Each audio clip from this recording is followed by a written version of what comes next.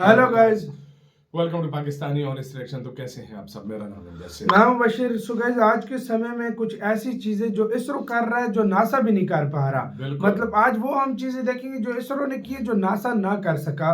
Take burner का video है, बहुत इंटरेस्टिंग वीडियो होने लगा है, तो स्टार्ट। नासा और इसरो के बीच में बस 4 से 5 साल का डिफरेंस है, बट तभी भाई इसरो काफी चीजों में पीछे क्यों है? जितना बजट इसरो का है, नासा उतना एक मंथ में उड़ा देती है। इसरो वैसे तो मेरे दोस्तों गवर्नमेंट का है, बट अभी वो अपने बीएसएलवी रॉकेट जो है उनको प्राइवेट कर रहा है। और ये टेक्नोलॉजी अगर नहीं बनाई जाती मेरे दोस्तों, आज फोन के अंदर कैमरे नहीं होते। इसरो ऐसा क्या करता है कि इतने सस्ते में मार्स और मून पे लैंडिंग हो जाती है, लेकिन नासा उसके डबल पैसे में भी भाई नहीं पहुंच पा रहा है। तो आप एंड तक देखना, हम आपको बताएंगे नासा और इसरो क्या क्या सस्ते में इसरो कर जाता है, नासा नहीं कर सकता। स्पेस में अपनी एस्ट्रोनॉट्स भी भेजेगा। लेकिन ये सारी चीजें जानने से पहले हमें इसरो की स्टार्ट को थोड़ा सा समझना होगा। सबसे पहले 1947 को पार्टीशन की वजह से सब कुछ उस टाइम पर अनस्टेबल था। तब इंडिया की इकोनॉमी भी डाउन थी और हर जगह प्रॉब्लम्स थी। इस वाले टाइम के अंदर यूएस वर्सेस यूएसएसआर के बीच में वर्ल्ड वॉर 2 जस्ट खत्म हुई थी एंड दोनों देश एक दूसरे से पढ़ना चाहते थे कि मतलब मैं इसको भाई नीचा दिखाऊं, मैं इसको नीचा दिखाऊंगा। उनको एक दूसरे के ऊपर अटैक करना था, उसके लिए रॉकेट्स चाहिए थी। इसीलिए भाई दोनों ने स्पेस एजेंसीज अपनी खुद की बनाई। यूएस ने नासा बनाया और रशिया ने रोसकॉस्मोस बनाया। 1955 में यूएसएसआर ने सैटेलाइट लॉन्च करने का अनाउंस करा था और 1957 के अंदर स्पुतनिक लॉन्च कर चुके थे। 1958 में भाई यूएसए की नासा ने एक्सप्लोरर 1 लॉन्च करा था। और ये देख के भाई 1962 में विक्रम साराभाई ने नेहरू जी को कहा कि भाई हमको भी अपनी स्पेस एजेंसी चाहिए, हमको भी रिसर्च में इन्वेस्ट करना चाहिए। तो लोगों ने उन पर बहुत सारे सवाल भी उठाए थे। इंडिया जो अभी गरीब देश है, उसको स्पेस में क्यों पैसा डालना है? एंड इवन इंडियन रैलीज का स्लोगन हुआ करता था कि भाई गरीबी हटाओ। फिर भी भाई इंडियन स्पेस एजेंसी क्रिएट करेगी और उसको नाम दिया गया INCOSPAR, Indian National Committee for Space Research. 1963 में इंडिया ने नासा की हेल्प से अपना पहला साउंडिंग रॉकेट लॉन्च किया था। इसका नाम था थुम्बा। थुम्बा जो केरला में बेसिकली एक जगह है, वहां पे एक चर्च है जो इसरो का सबसे पहला लैबोरेटरी बनाया गया था। इस रॉकेट को साइड तक ले जाने के लिए हमारे पास कोई भी ट्रांसपोर्ट नहीं था। इसी के लिए भाई इसको साइकिल में रख के लेके गए थे और चर्च के गार्डन से इंडिया का पहला रॉकेट लॉन्च किया गया। ये रॉकेट सैटेलाइट से काफी नीचे, लेकिन बलून से थोड़ा सा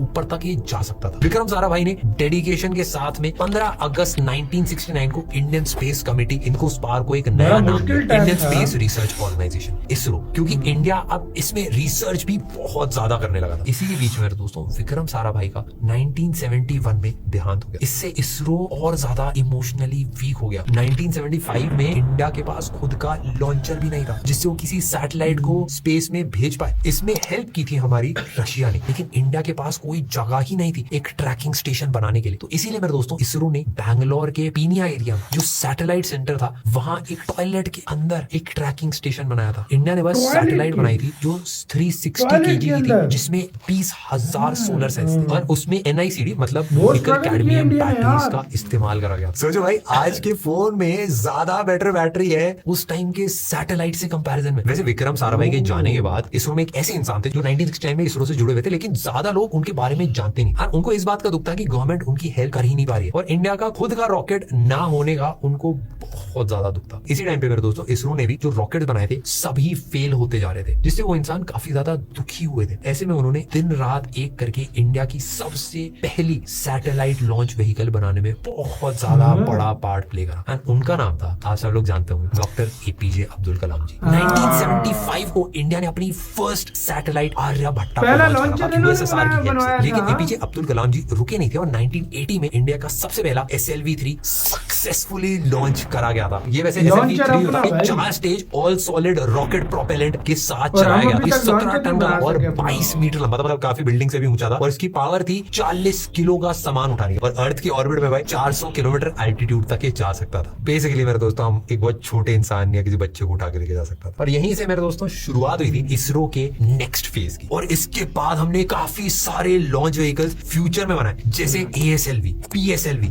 और GSLV। इसरो ने भाई नासा के साथ मिलकर 1983 में लॉन्च किया इनसैट। ये बेसिकली सैटेलाइट होती है, इसकी हेल्प से हम satellite TV, weather, disaster warning, ये सारी चीजें हम कर पाते हैं, वो भी खुद के दम पे। 1984 में भाई राकेश शर्मा जी पहले इंडियन बने जो स्पेस में गए थे। ये बेसिकली रशिया की तरफ से गए थे और अब बारी आ गई थी कि नासा से टक्कर ली जा सकती है, लेकिन वो इतना ज्यादा इजी नहीं था। एंड तक देखना, हम आपको बताएंगे नासा और इसरो क्या क्या क्रेजी चीजें लॉन्च करने वाले हैं। अब आ जाते हैं मेरे दोस्तों अच्छा, मेरे सेकंड भी एक्ट कह में। रहे इसरो और नासा में दो मेजर डिफरेंसेस है, माइंडसेट का और दूसरा बजट का। सबसे पहला मेरे दोस्तों माइंडसेट का। नासा सबसे ग्रो बड़ा किया क्योंकि budget वो है। रशिया से compete कर रहे थे। दोनों एक रेस में थे कि भाई कौन अपने आप को ज्यादा ऊपर दिखा सकता है। इसरो इसलिए ग्रो करा क्योंकि इंडिया को ग्रो करने की जरूरत थी। नासा का मोटिव है ह्यूमन नॉलेज को बढ़ाना एंड दुनिया को बताना कि भाई वो कर क्या सकते हैं। इसरो का सबसे बड़ा मोटिव था कि इंडिया के लोग और इंडिया की इकोनॉमी काफी ज्यादा बेटर बन पाए। नासा ने 579 सैटेलाइट्स लॉन्च किए, जैसे SLS स्पेस लॉन्च सिस्टम्स, ऐसे बहुत सारी चीजें। लेकिन इसरो में भी भाई PSLV बना के सस्ते और टिकाऊ तरीके से एक बार में 104 सैटेलाइट्स भेजने का भी वर्ल्ड रिकॉर्ड बनाया। और इसमें खाली इंडियन सैटेलाइट्स नहीं थी, इसमें इंडिया के बाहर की बहुत सारी सैटेलाइट्स। और आपको हैरानी होगी, नासा जिनका बजट इतना ज्यादा है, उन्होंने भी अपनी सैटेलाइट्स इसरो से लॉन्च करवाई। इसका एक ही रीजन है, क्योंकि हम बहुत सस्ते में कर पाते हैं चीज, हम बहुत एफिशिएंट है। इसरो ने मेरे दोस्तों PSLV और GSLV बनाया। नासा भी PSLV करवाता भाई है। लाइट वेट सैटेलाइट के लिए होती है और GSLV हैवी वेट। PSLV भाई 1500 किलो लेके जा सकता है और GSLV 4000 किलो। PSLV भाई 600 से 900 किलोमीटर हाइट तक आराम से जा सकता है, लेकिन GSLV भाई 35 से 36,000 किलोमीटर हाइट तक जा सकता है। मतलब हाइट क्या होगी, फिर तो पार ही करें।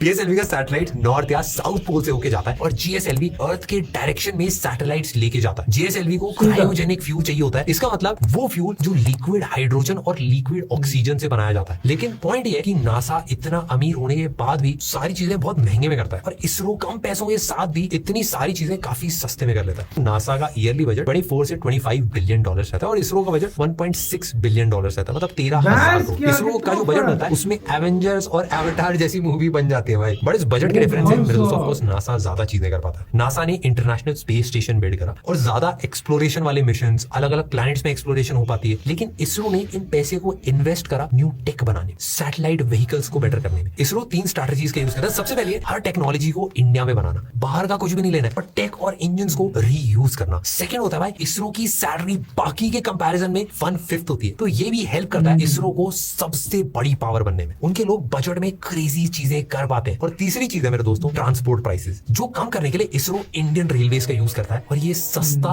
और सिक्योर दोनों है। इंडिया में जितनी चीजें इसरो सबका बहुत अच्छे से इस्तेमाल करता है। सबसे पहले हॉलीवुड मूवी का एग्जांपल देता हूं। मार्शियन एक मूवी बनी थी, इसमें एक बंदा होता है वो मार्स में फंस जाता है। उसका बजट था 108 मिलियन और मंगलयान जिसमें इसरो ने खुद पहुंचा दिया भाई मार्स पे 74 मिलियन। और अगर मैं आपको एकदम ग्राउंड रियलिटी दूं, सारी चीजों का नासा से काफी ज्यादा आगे। 1969 से नासा ने 340 लोग स्पेस में भेजे और मून पे भी एक्चुअल लोग भेजे। इसरो से मेरे दोस्तों अभी तक स्पेस में 0 लोग गए। काफी सारे इंडियंस गए स्पेस में, राकेश शर्मा जी रशिया से गए, शुभांशु शुक्ला जी नासा ने भेजा था एंड सुनीता विलियम्स जी भी ऑफ कोर्स नासा ने ही भेजा। वैसे शुभांशु उन 4 लोगों में से एक है जिनको एक्चुअली इसरो भेजने वाले हैं स्पेस के अंदर। नासा के पास पावरफुल रॉकेट्स हैं, जैसे SLS है, जो अगर मार्स पे उसको जाना है तो डायरेक्ट उड़ जाएगा भाई सीधा मार्स की तरफ। बट इसरो यूज करता है स्लिंग शॉट स्ट्राइक, जैसे बेसिकली अगर एक बॉल को आप रस्सी में बांध के फेंकते हो, वैसे ही भाई रॉकेट अपनी अर्थ की ग्रेविटी को यूज करके अपनी स्पीड बढ़ाता है और फिर लॉन्च होता है। इससे इसरो काफी ज्यादा फ्यूल बचा लेता है, बस टाइम थोड़ा सा ज्यादा लगता है। इसरो वैसे तो मेरे दोस्तों गवर्नमेंट का है, बट अभी वो अपने PSLV रॉकेट जो है उनको प्राइवेट कर रहा है। बाकी कंपनी उसको यूज कर सकती है भाई रिसर्च के लिए, बट नासा एक्चुअली उल्टा काम कर रही है। वो खुद बनाने की जगह एलॉन मस्क के बनाए हुए SpaceX या फिर ब्लू ऑरिजिन जैसे बनाए हुए प्राइवेट ब्रांड्स को कॉन्ट्रैक्ट देते हैं स्पेस में चीजों को पहुंचाने का। जैसे आपने कुछ लोगों को याद होगा, सुनीता विलियम्स भी फंस गई थी इंटरनेशनल स्पेस स्टेशन के अंदर। वो गई थी बोइंग के रॉकेट से, उनको बचा के लाए थे SpaceX के रॉकेट से। नासा ने ऐसे टेलीस्कोप बनाए जो आउट टू स्पेस की स्टडी कर सकते हैं, जैसे केपलर टेलीस्कोप है जो बहुत दूर दूर तक देखते हैं। पर इसरो के पास अभी ऐसा कुछ नहीं है। नासा ने मार्स पे अपने रोवर्स भेज रखे हैं जो मार्स की जमीन होती है उस पर एक्चुअली रिसर्च करते हैं। लेकिन हम बस मार्स के ऊपर अपना ऑर्बिटर भेज पाए, और तो दुनिया में हम इकलौते हैं जो चीजें फर्स्ट अटेम्प्ट में कर पाए, बट स्टिल हम थोड़ा सा पीछे हैं। लेकिन जब इंडिया 4th कंट्री बना मार्स में पहुंचने वाली, और उसके बाद वो इतने सस्ते में, तो जो वर्ल्ड मीडिया है जो एक टाइम पे इसरो की हंसी उड़ाते थे, वो अब इसरो को एक सुपर पावर मानने लगे और इसी वजह से इसरो को पूरे वर्ल्ड में बहुत ज्यादा इज्जत मिली। चंद्रयान 3 के साथ में इंडिया पहली ऐसी कंट्री बना जो मून के साउथ पोल पे लैंड करे। चंद्रयान 1 ने मून पे वाटर डिस्कवर करा था। क्रायोजेनिक इंजन्स को सिर्फ कुछ ही लोग यूज करते हैं जो इंडिया में खुद बनाए गए। 1990s में यूएस ने रशिया को ब्लॉक किया था कि भाई वो इंडिया को क्रायोजेनिक टेक ना दे, और नासा के पास ये सारी चीजें पहले से थी और इसरो ने खुद से ये सारी चीजें को बिल्ड करा है। कुछ ऐसे टेक भी हैं जो नासा और इसरो ने बनाया जिसको आज पूरी दुनिया यूज करती है, जैसे मेमोरी फोन। नासा ने डेवलप करा था इसको एयरक्राफ्ट की सीट कुशनिंग बनाने के लिए, जिसे आज पूरी दुनिया यूज करती है भाई अपनी गाड़ियों में, बिस्तरों में, तकियों में। तो उसके बाद सीमोस इमेज सेंसर्स, स्पेस में बेसिकली जगह की बहुत ज्यादा वैल्यू होती है, इसलिए जितना छोटी चीजें बनाई जाए उतना ज्यादा बेटर होता है। और इसीलिए भाई नासा ने मिनिएचराइज्ड कैमरा टेक्नोलॉजी बनाई थी, जो छोटी छोटी जगह में भाई काफी सॉलिड कैमरास लगाए जाते थे। और ये टेक्नोलॉजी अगर नहीं बनाई जाती मेरे दोस्तों, आज फोन के अंदर कैमरे नहीं होते, क्योंकि सारे फोन्स में यही सेंसर्स हैं। सिमिलरली मेरे दोस्तों नासा ने वेंट्रिकुलर असिस्ट डिवाइस VAD का भी बनाया, जो एक कॉम्पैक्ट हार्ट पंप है। ये पेशेंट जिनका हार्ट ट्रांसप्लांट होता है उनके लिए बहुत ज्यादा यूज होता है। आयरन मैन पार्ट 1 में जो आपने देखा था, जो हवा में जितना ऊपर जाता है सूट में आइस जम जाती है, सब नासा ने ये सारी चीजें फेस करी थी और इसीलिए उन्होंने एयरक्राफ्ट एंटी आइसिंग सिस्टम्स बनाए थे, जो प्लेन जो है यूज होते हैं कंक्रीट की रोड्स पे गाड़ियां फिसले ना। इस प्रॉब्लम को भी भाई नासा ने एयरक्राफ्ट लैंडिंग के टाइम पे फेस करा था और इसको फिक्स करा नासा ने। और यही टेक्नोलॉजी हम आज की डेट में एक्सप्रेस वेज में देखते हैं, हम सीमेंटेड रोड्स में भी भाई हल्की हल्की लाइंस जो आपको दिखती हैं वो इसीलिए बनाई जाती है ताकि कार या भाई स्किड इतनी ज्यादा ना करे। हम जो फ्रोजन फूड भी खाते हैं भाई, ये सारी चीजें भाई नासा ने ही डेवलप करी। आईफोन की जो लाइडार टेक्नोलॉजी है वो भी भाई नासा ने ही क्रिएट करी थी ताकि स्पेस में डॉकिंग या मैपिंग करी जा सके। अब ये हुई मेरे दोस्तों नासा की बात। बताते हैं कि इसरो की वजह से पूरी दुनिया में क्या क्या चीजें मिली। हमने भाई अपने घर के ऊपर मतलब इंडिया में क्रायोजेनिक इंजन जो बनाए वो हाइड्रोजन से चलते हैं, अभी गाड़ियों में इस्तेमाल हो रहे हैं इनका। हमारा खुद का अपना गूगल मैप्स बना गया है और वो इसरो की वजह से बन पाया। नेविक सैटेलाइट जो गूगल मैप से भी ज्यादा एक्यूरेट है, तो इंडिया में बेसिकली काम करती है। अर्थ पे भाई कम्युनिकेशन में बहुत सारे तरीके हैं लेकिन स्पेस में ये सब बिल्कुल भी काम नहीं करते। इसीलिए भाई इसरो ने स्पेस बेस्ड क्वांटम कम्युनिकेशंस बनाए जो सैटेलाइट से भाई मैसेज ट्रांसफर करती है, जिसमें सिग्नल लॉस बहुत ज्यादा कम हो जाता है और डेटा भी इनक्रिप्टेड रहता है। इसरो ने ऐसी ही सैटेलाइट्स बनाई है, जमीन में लगे मिनरल्स, कहाँ खेती करनी है, कहाँ डिजास्टर हो सकता है, ये सारी चीजें पता चल जाती है। इसरो ने एक ऐसा हीट प्रोटेक्शन मटेरियल बनाया जो ऑर्बिटल सैटेलाइट को सन से आने वाली एक्सट्रीम हीट और स्पेस के एक्सट्रीम कोल्ड टेम्परेचर से बचा देता है और ये हमारी सैटेलाइट्स और मिशन को सेफली कंडक्ट करने में बहुत ज्यादा यूजफुल होता है। अब मेरे दोस्तों हमने प्रेजेंट की बात कर ली, अब फ्यूचर की बात करते हैं। मून के साउथ पोल पे इंडिया भाई सबसे पहले पहुंच चुका है लेकिन अब कंपटीशन तगड़ा हो चुका है मेरे दोस्तों। नासा के नेक्स्ट 3 लॉन्चेस हैं। एक आर्टेमिस 2 है जो 2026 में लॉन्च होगा। नासा बेसिकली ह्यूमंस को मून पे उतारने की टेस्टिंग करेगा। और आर्टेमिस 3 2027 में नासा भाई मून के साउथ पोल पे एक्चुअल इंसानों को भेजने वाला है। ड्रैगन फ्लाइट 2027 में सैटर्न के मून टाइटन पे एक एक्चुअल रोवर जाने वाला है नासा की तरफ से। और इसरो के नेक्स्ट 3 मिशन बताता हूं मैं आपको। गगनयान 1 जो 2026 में बेसिकली इसरो को स्पेस में एंट्री करा देगा इंसानों की। शुक्रयान 1 2027 2028 में जाएगा, वो मंगलयान जैसा ही होगा बट वीनस के ऊपर। और चंद्रयान 4 जो 2027 में मून पे जाएगा और सैंपल्स लेके वापस आ पाएगा।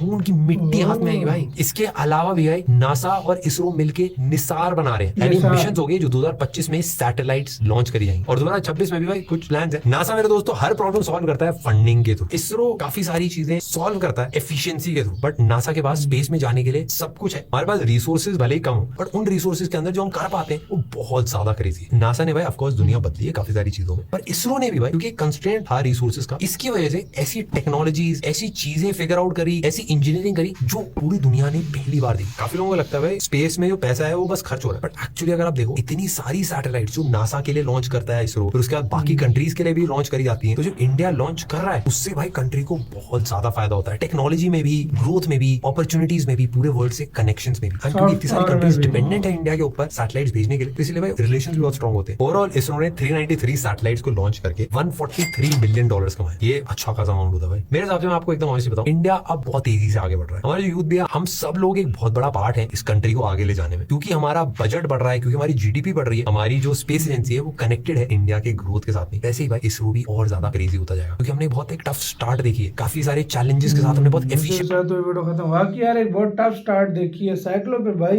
वॉशरूम के अंदर बनाए भाई, क्या भाई मतलब क्या टाइम देखा है भारत ने, और आज देखो लीड कर रहा है। 1980 तक तो यही समझो ना कि इसरो ने कुछ भी नहीं किया था। वही ना भाई, 1980 तक ये जो इंडिया ने सब कुछ किया ये 40-45 इयर्स में किया है। और नासा को टाइम ठीक है हो गया, लेकिन बजट में बहुत बड़ा बजट था, सब कुछ था, पैसा था, सब कुछ था। हालांकि नासा में भी काफी सारे इंडियन दिमाग चल रहे हैं उधर भी, ठीक है। अभी वो आर्य के साथ इंडिया के इसरो के साथ कोलैब क्यों कर रहा है? क्योंकि उसको पता है कि इंडियन जो काम कर सकते हैं वो हमारे साइंटिस्ट भी नहीं कर सकते। सबसे बड़ी बात होती है फंड की। अगर इसरो को आज भी फंड इस तरह $20-20 बिलियन का मिले ना, वो देखो क्या कुछ बना दे, वो तबाही मचा दे, वो ऐसी ऐसी चीजें करे जो नासा भी ना कर सके। बात है सारी फंड की। तो आपका क्या कहना है इसके ऊपर, अपनी राय बताइएगा, अपना बहुत ज्यादा ख्याल रखिएगा। तो